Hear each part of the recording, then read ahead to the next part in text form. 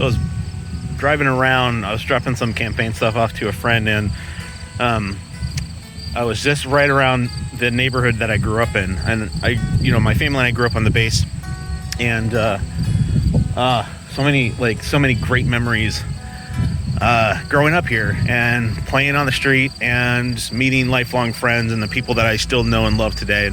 And I wanted to just show you, this is where my house used to be.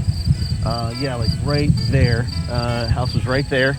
And in the back, we used to just I grew up in those woods. There's like bike trails back there, and we would go back there and just play and run around, at night even, which was the crazy thing. Now you think about growing up in a community and having kids run around the neighborhood, and it's just not, we don't see it a lot these days anyway. But yeah, this is where my childhood home was when we lived on base. And all the streets that we used to roller skate on. Trick-or-treating. Oh, I'll tell you, trick-or-treating on the base was just you come home with a pillowcase full of candy.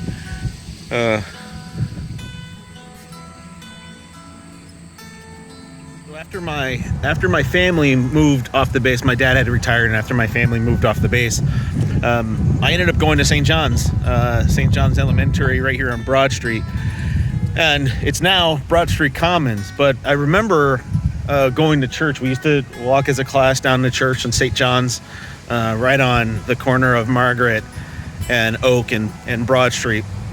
But one of the memories that really has stuck with me being here was the '86 Challenger disaster. We stopped all classes.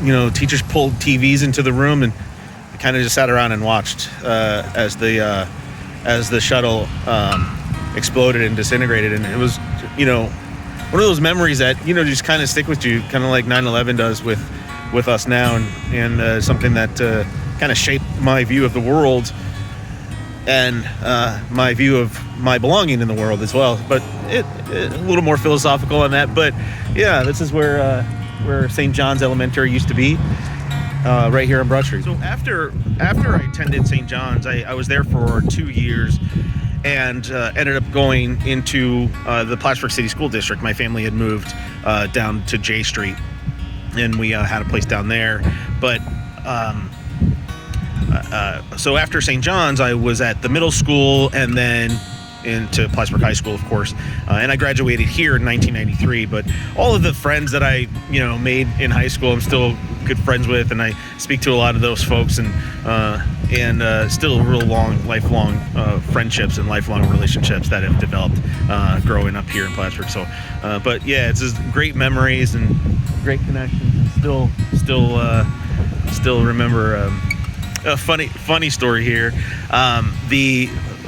Being elected to the legislature, again, it's like one of those really fulfilling moments, but that legislative seat was held by my high school principal, Dr. Gallagher, and he was termed out, and so I ended up winning his seat in an open election. So life comes around, doesn't it?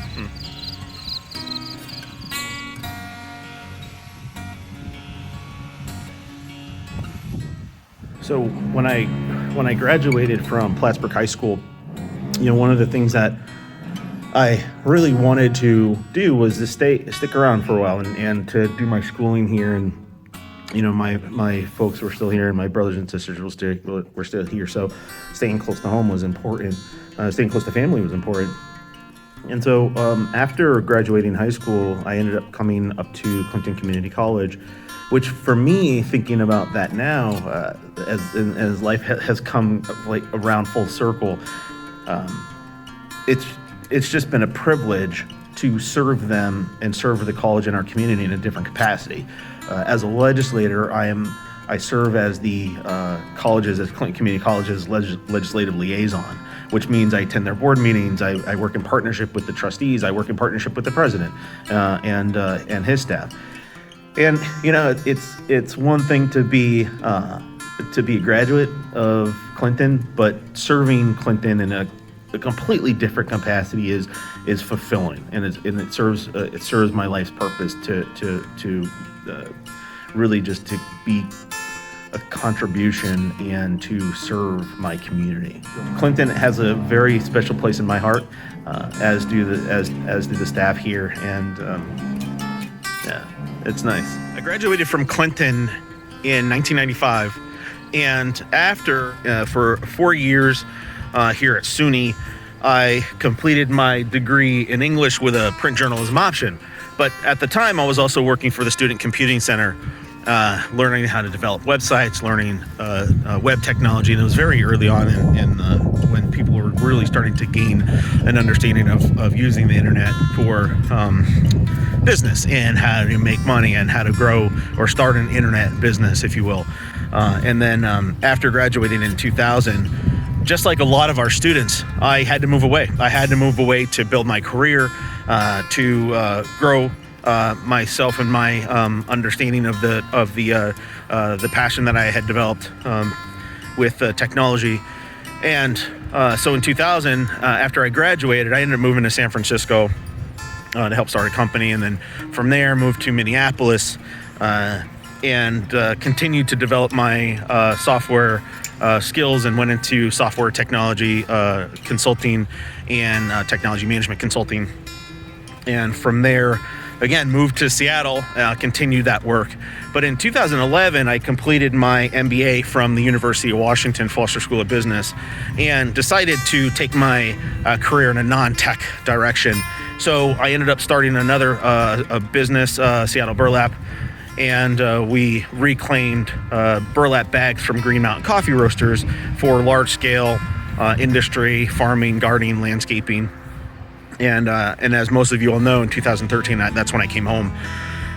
And my homecoming was jarring. Yeah, sure, it was scary, but it was also something that I had looked forward to for several years, being in bigger cities and trying to contribute and volunteer my time and serve on boards and the hobbies that I developed in bigger cities. There was something about coming home to grow roots and coming home to contribute to my hometown and the people that I love. But right now I'm sitting in Sibley, behind Sibley, and I'm here because there's something that some of you don't know about me, is that I'm a rugby coach, and I coach Plaster State women's rugby. And I've done that for the last 3 years. I have an internationally recognized rugby certification. I'm also a referee. I'm also a rugby referee throughout upstate New York. And unfortunately, of course, because of COVID, the season's over, and we just don't know when it will start. But I wanted to share some of those experiences with you, just so that you know who I am and you know where I come from and my background and my passions. And so, yeah, here we are behind Sibley on the rugby pitch, and just enjoying the day. It's beautiful out here.